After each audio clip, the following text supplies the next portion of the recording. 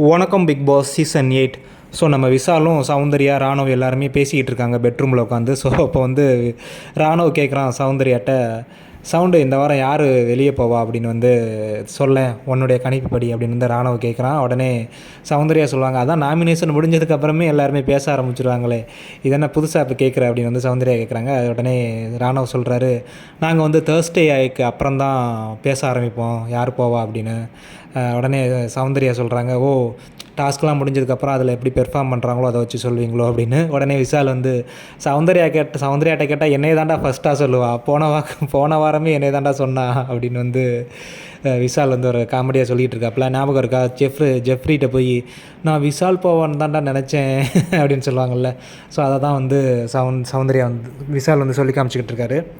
So அப்புறம் பார்த்திங்கன்னா சௌந்தர்யாவோட கணிப்பில் படி யாருன்னு பார்த்தீங்கன்னா இந்த வாரம் வெளியே போகிறது அவங்க சொல்கிறாங்க.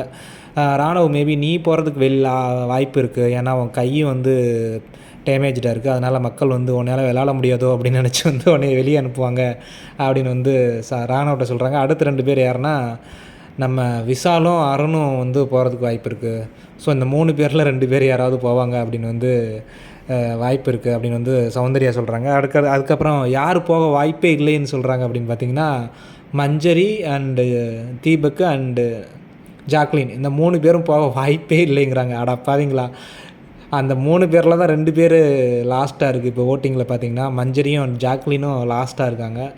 ஸோ சௌந்தர்யாவோட கணிப்பு இப்படி இருக்குது, பார்க்கலாம் எப்படி அப்படின்னு. அதுக்கப்புறம் பார்த்திங்கன்னா விசால் சொல்கிறான், எதை வச்சு இப்படிலாம் சொல்கிற, மக்கள் டாஸ்கை வச்சு மட்டுமே ஓட்டு போட மாட்டாங்க, ஸோ அவங்களுக்குன்னு ஒரு பார்வையெல்லாம் இருக்கும். ஸோ அவங்க எல்லாத்தையுமே பார்த்து தான் ஓட்டு போடுவாங்க. ஸோ இன்னும் வர 2 வாரத்தில் டாஸ்க்கே இருக்காது, அப்புறம் எப்படி டாஸ்க் வச்சு ஓட்டு போடுவாங்க. ஸோ அப்படிலாம் கிடையாது, அந்த மாதிரிலாம் பார்க்காத நீ.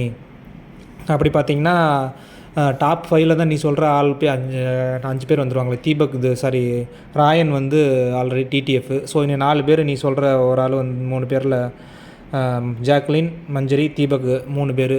ஸோ ராயனோட சேர்த்து 4 பேர் ஆயிடுச்சு. முத்தும் செம்ம காம்படிட்டர் 5 பேர் ஆயிடுச்சு. அப்போ நம்ம எல்லாமே தானே வெளியே போக போகிறோம். ஸோ நீனும் தானே அதில் இருக்க.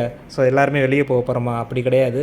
ஸோ என்ன வேணாலும் நடக்கலாம், பொறுத்து இருந்து பார்ப்போம் அப்படின்னு விசால் சொல்கிறான். ஸோ ஆக்சுவலாக டாப் 5ல் அப்படி யார் வருவாங்க அப்படின்னு பார்த்தீங்கன்னா உங்களுடைய கணிப்புப்படி யாருன்னு தெரியல. Muthu and Vishal, Arun, Soundarya, Rayan and Jacqueline, இவங்க வர்றதுக்கு வாய்ப்பு இருக்குதுன்னு நான் நினைக்கிறேன். ராணவ் இருக்கான், ஐயோ ஒரே கன்ஃபியூஸாக இருக்குது நம்மளுக்கே. ஸோ உங்களுக்கு யாராவது தெரிஞ்சால் கமெண்ட் பண்ணுங்கள். பட் சௌந்தர்யாவோட கணிப்புப்படி முற்றிலும் தவறுங்க, பார்க்கலாம் எப்படின்னு.